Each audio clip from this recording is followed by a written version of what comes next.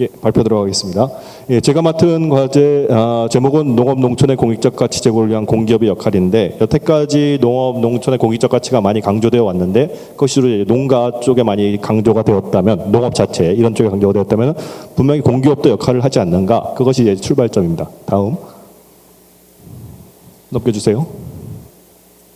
예, 그래서 보통 우리가 이제 농업의 다원적 기능 또는 공익적 가치라고 하면은 농업 농촌 및 식품산업기본법 밑에 빨간색 글씨에 6가지가 있죠. 식량의 안정적 공급, 국토환경, 자연경관, 수자원 형성함양, 토양유 실용소, 생태계, 전통문화 보존 이런 거인데 이건 이제 법에 명시되어 있는 겁니다. 6가지가 이제 명시되어 있는데, 그러면 이제 농업 공기업이 여태까지 한 역할이 이 분야에 대해서 얼마나 기여도를 해왔는가, 이것이 포인트입니다. 예, 다음. 여태까지 그래서 이제 기존 연구, 선행 연구들 보통 보면 많은 연구들이 되어 있죠. 선배 교수님들이나 연구원 분들이 하셨듯이 어떤 공익적 가치에 대해서 농업 농촌 전체를 갖다가 하는 연구는 많았는데 공기업 자체의 역할에 대한 평가는 여태까지 없었습니다. 별로. 예, 다음 넘기시고요. 그래서 이제 유명한 연구들입니다. 크리에서 주로 많이 하셨고 아무래도 이제 많이 원용되는 것들인데 몇 조 원 규모다 이런 것들이 있는데, 이게 농업 농촌 전체를 아우른 거지 공기업에 대해서 실제 기여도 평가는 별로 없었다. 예, 넘기시고요. 그런데 분명히 역할을 합니다. 농업공기업 같은 경우에 대표적인 경우가 이제 한국농어촌공사, 이제 케이스 스터디로 한 것이 한국농어촌공사인데, 분명히 수자원 함량이라든가 생산 기반 정비 사업이라든가 이런 것이 생산력 제고라든가 어떤 다원적 가치, 공익적 가치를 분명히 배양하는 게 있는데, 이런 것을 좀 포커스를 맞춰야 되지 않는가. 예, 다음요. 예, 그래서 결국은 이것이 지역 개발과 이어진다. 농어촌공사 같은 이제 농업공기업들이 주로 이제 활약을 하는 곳이 이제 지역이죠. 향촌이라든가 어떤 지역의 어떤 수자원 함량이라든가 이런 걸 하는데, 이걸 좀 평가해 보자. 이것이 이제 본질적인 아이디어입니다. 예, 다음요. 예, 다음요. 넘기시고요. 예. 아시다시피 농어촌공사가 원래 연역을 보면은 농지개량조합, 조합연합회, 농어촌진흥공사가 2000년에 농업기반공사로 있었고, 맨 끝에 보면 빨간색 것으로 한국농어촌공사로 2008년 되었는데, 대표적으로 크게는 농업공급이라고 하지만 사실상 이제 농어촌공사가 거의 다 담당을 하고 있습니다. 다음.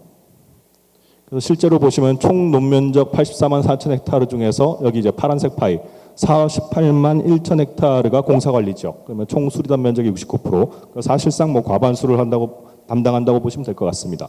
다음요. 예, 그래서 수원공 같은 경우도 공사관리 면적을 보시면은 빔이 나오나? 예, 이게 보통 한 7-80% 되거든요. 거의 공사관리가 전체 면적, 국토부 전체 면적에서 수원공에서 7-80%를 담당하니까 사실상 다 담당하고 있다고 보시면 될 것 같습니다. 다음요. 예, 용배수로도 마찬가지고요. 과반 이상을 하고 있고. 다음. 예, 다음요.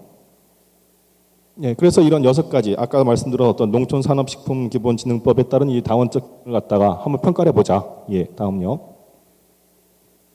그래서 공사법 10조에 따르면은 총 16개의 사업이 명시되어 있습니다. 다음요. 예, 총 16개고, 다음. 예, 그래서 이걸 사업을 갖다가 법에 따른 다원적 기능에 대한 공익적 가치를 다원적 기능에 대한 6가지 항목에 대해다가 이 사업이 어디에 매칭이 되느냐, 처음에 이제 매칭을 시켜보는 거고요. 근데 이제 사업의 예시를 들자면은 워낙에 많습니다. 딱 예를 들면 대표적인 게 농업 기반 시설 유지 관리 및 이용 사업인데, 식량 안정적 공급 분명히 하고 있고, 수자원 형성함량이 아무래도 제일 크겠죠. 공사에서 수자원 쪽을 많이 하니까. 토양 유실도 마찬가지고, 그럼 또 수자원이 보존이 된다면 생태계도 가치가 있는 거고, 그다음에 그쪽에 보존된다면 전통문화 보존도 돼 있고, 이런 거를 이제 각 사업별로, 물론 이게 내부 세역 사업은 많은데 이제 큰 단위, 공사법의 10조에 따른 16개 사업에 대해서 어떻게 매칭되는가를 이제 주관적으로 매칭을 시킨 겁니다. 그래서 주요 분야는 이런 식으로 분류를 했고요. 6가지 중에서. 다음. 예, 그래서 선정 횟수는 이 정도 되고, 다음요. 다음. 예, 그래서 그럼 여태까지 공사에서 관련 사업에 대한 사업비, 이게 지금 객관적인 수치가 없다 보니까 결국은 사업비라든가 어떤 계량을 수치를 위해서는 사업비를 볼 수밖에 없는데, 그래서 최근 연도 한 3-4년 정도, 2017년부터 2022년까지 사업 계획비와 영업 수익에 대해서 경향을 좀 파악해 봤습니다. 다음요. 예, 보시면은 점점 그 일반 사업, 이게 여러 가지 사업이 있는데 그 중에 일반 사업이 주로 이제 수자원 함량이라든가 이런 쪽에 관련이 있거든요. 그래서 점점 증가 추세다 보시면 되겠고, 다음요. 그다음 매출액도 늘어나고 있다. 다음요. 예, 그걸 뜯어보시면 이제 보통 일반 사업이 5개 정도로 나뉘는데 농어촌 용수관리, 생산기반, 농지은행, 지역개발, 기타 사업. 그래서 사업계획비도 이렇게 보입니다.